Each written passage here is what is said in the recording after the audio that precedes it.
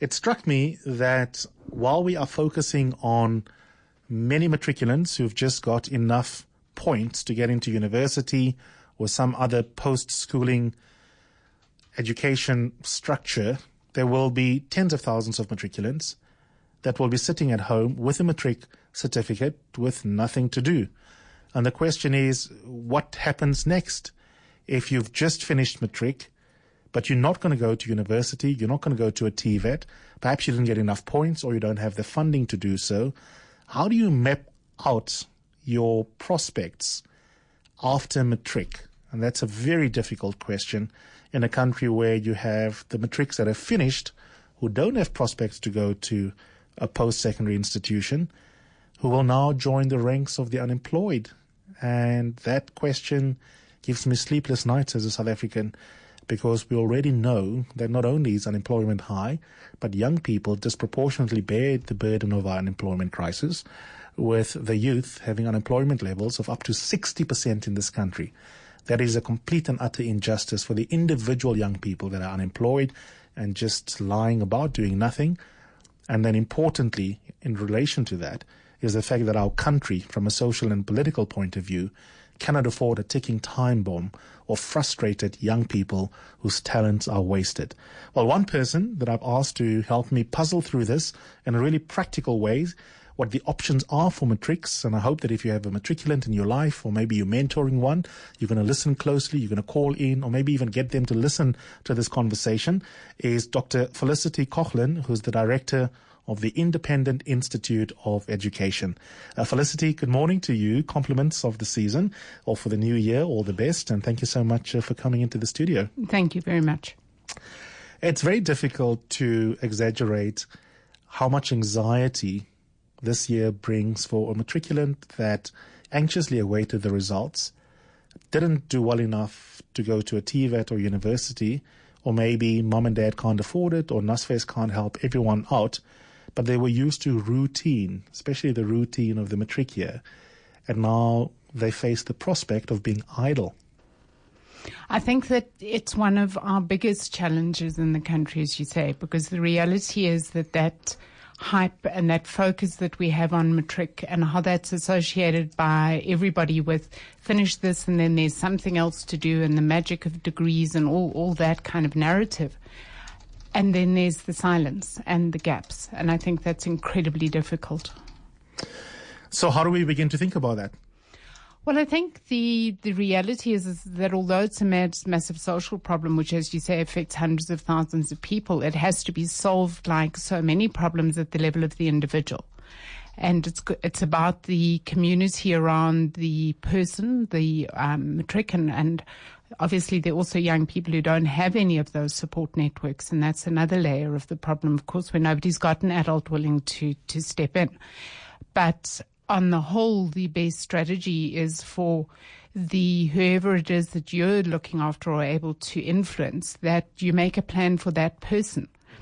And the reason that I'm suggesting that the individualized approach is so important is that our messages are so blunt instrument. They kind of go and get a degree. You know, as if A, that's the right thing to do, and B, as if it's accessible and affordable. So the important thing is to stop, have a look at the individual, have a look at what results they did get, and then begin to piece together the next step, which for some people, but not everybody, is repeating matric.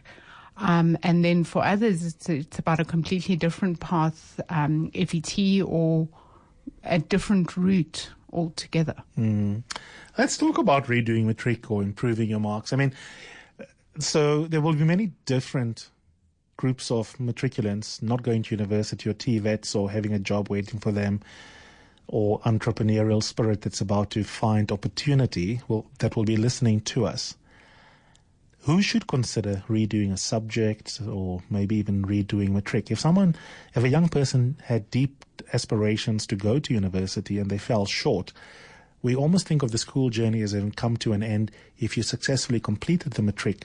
But if the matric is not good enough to get you into university, one seemingly obvious, but let's drill down into it, practical possibility for what you do right now is maybe to rethink whether you should redo matric or pass your marks. I mean, that's a maybe a scary thought, having just waited for results and matric being so psychologically pressurizing to deal with? I think it's really important that you do stop and have that conversation, because by how much would you need to actually improve the marks, and what are the chances of actually getting into what it is that you're aspiring to? I've dealt with young people who improve their maths mark and get the A. But they're up against people who got 6 or 7 A's and who came straight out of school, and some of the prejudice that is in institutions about what they perceive as a gap year and how long it takes to get your integrated certificate out if you only repeat some subjects. So I'm not suggesting that you give up your dream, but I'm saying that in a sense, life has put you on pause, and maybe you should just pause and reassess. Why was it that you were relentlessly pursuing accounting? Is that because you have an intergenerational kind of pressure where there's accountants in the family and it's considered to be something that you should do, when actually what you want to do is animation? In a sense, everybody is so hypervigilant around you at the moment that maybe now's just the point to have that conversation you couldn't have with your lawyer father in September. If they're all freaked out now, maybe now's exactly the point to have the conversation about what you want versus what they want. So in a sense, the starting point really is to try and figure out where you want to fit into the world, which is a conversation that is a deeply self-reflexive conversation. And this isn't just about young people listening, having to go through the process of asking, what do I truly want? Do I really want to go and study, even if I did get into university, BCom or whatever the case might be? Or do I want to do, for example, animation? I mean, that's a pertinent example. As you were talking, I was thinking of a mate of mine in high school who did get enough marks to go and study medicine. And he was one of the top 3 students in my school. But he knew that he was more into art and comic strips. And he ended up going to PE Technikon, even though he had a place in medical school, because he knew that what he truly wanted to do was to get involved in gaming. In his case, he had a mom that understood. That's exactly it. A mom that understood that she can't be a helicopter parent. Yeah. I think that's exactly as you were speaking. I was thinking, I also was at school with somebody who also got into medicine and studied drama, and is now running a fantastically centered life, focusing on supporting people around all sorts of development initiatives. But I remember how horrified the teachers were and how much pressure she was under. And I think that it's really, those things are not trivial.